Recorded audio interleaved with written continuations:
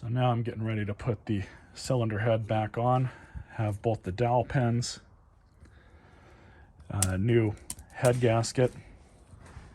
So basically we just got to put it in place and make sure the chain doesn't fall inside the block.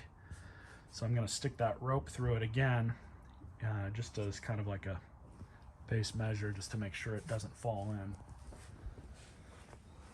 But I went through and cleaned up the sealing area on this side. That side's all nice and clean because it's brand new. And then I cleaned up most of the carbon off that was in here.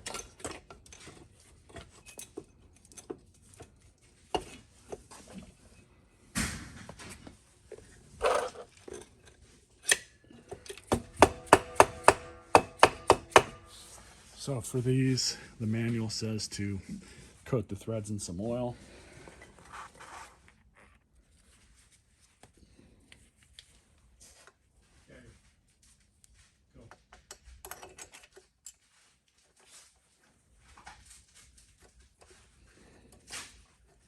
And all I'm going to do is just start them all by hand.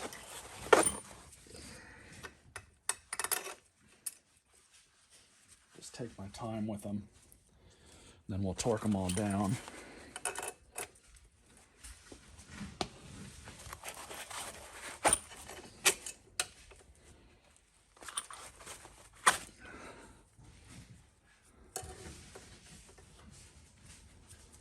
Kind of cinch these down.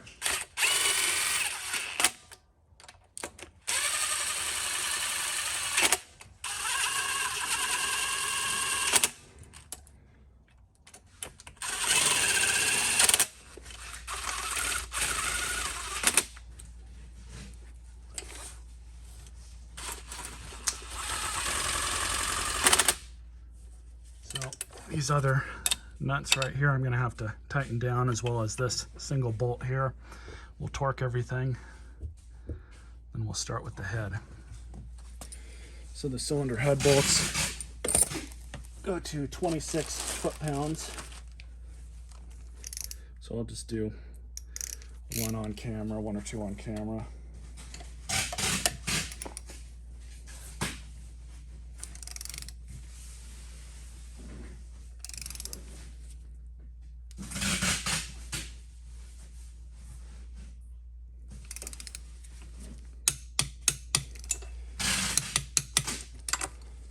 Just like that. All right, so this dowel's in. The one that's over here is in. You want to make sure that these are lined up the correct way. I don't know if I can pull that one out, but you also have this little tensioner over here.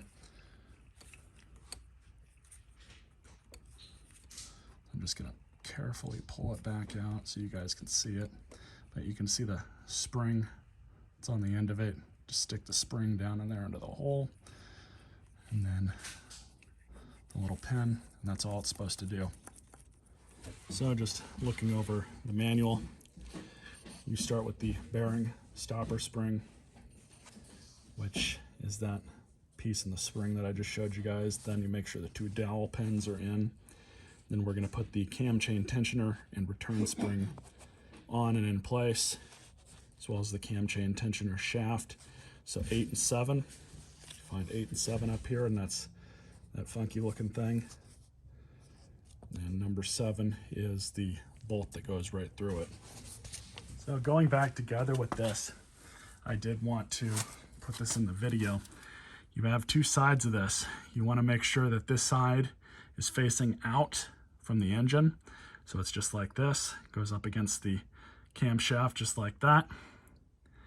And then also, we have a timing mark right there at the top. Now, I'm going to be looking from the other side to make sure that I get the chain lined up properly with this.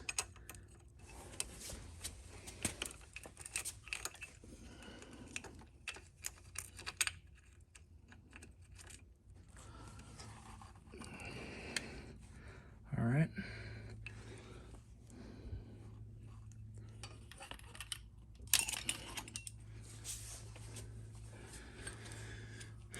So you'll notice on these bearings, this outside one does not have any sort of seal on it, but this one does.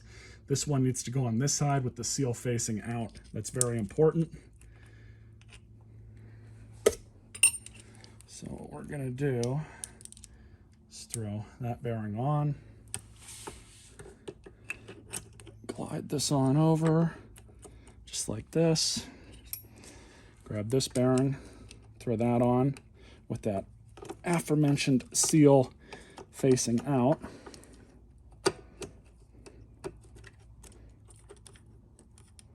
There we go. So now we just have to line up the camshaft just like this.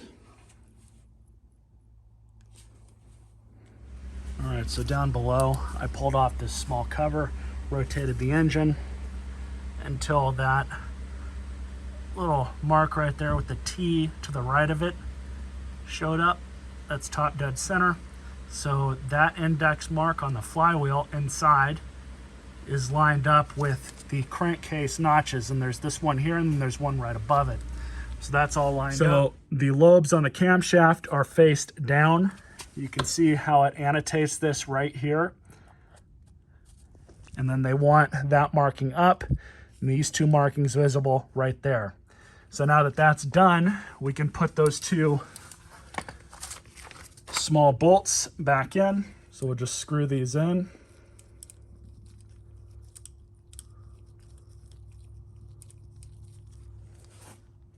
And then once these are in, we'll put the tensioner back on and torque everything down at the same time. All right, so those both are on. I'm just going to double check the timing. That's there, and then this mark is up. So still lined up perfectly. Lobes are down, and there's that. So I think we're good. So, I mean, it's good enough for eyeballing it, but that's what you're supposed to do. So now I just have to put the chain tensioner back in. That's gonna be fun. So let's try this.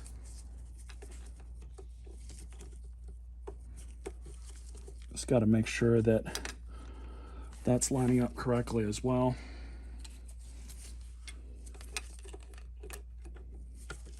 The use of a screwdriver, pushing down here and pushing down here at the same time.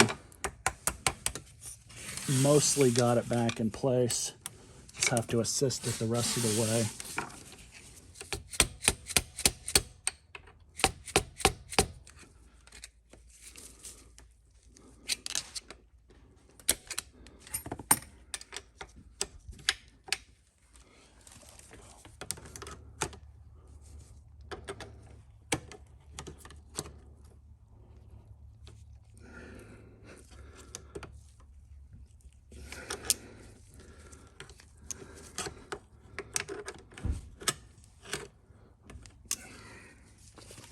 So with a lot of struggling, I finally got it in.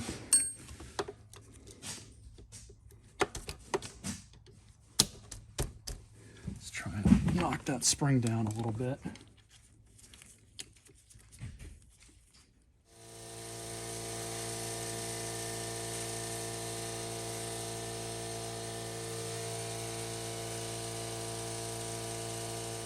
The book also says to put some thread locker on it, so just a little bit there. I'm going to let it sink in a bit. We're going to do that to these two as well.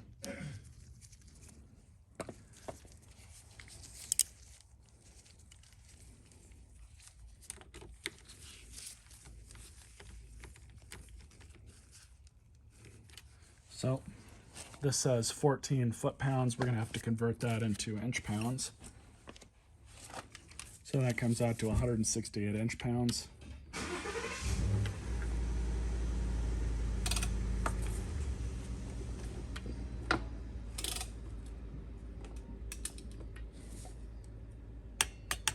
Just like that. Same thing.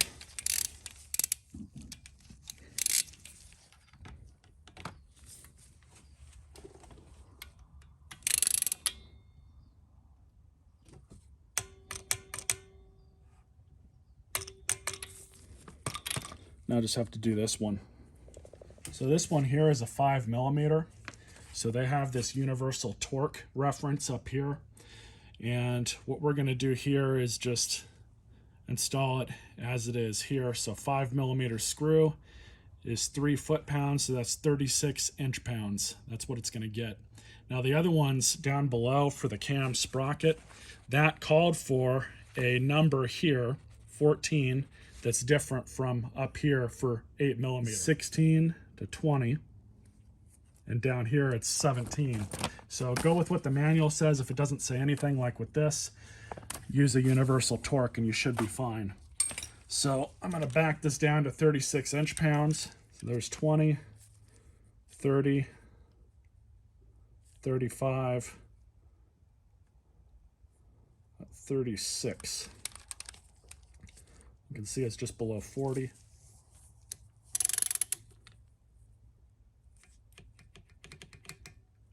$36. So everything's good here. Both these screws are torqued and down. Get the other side real fast. Yep.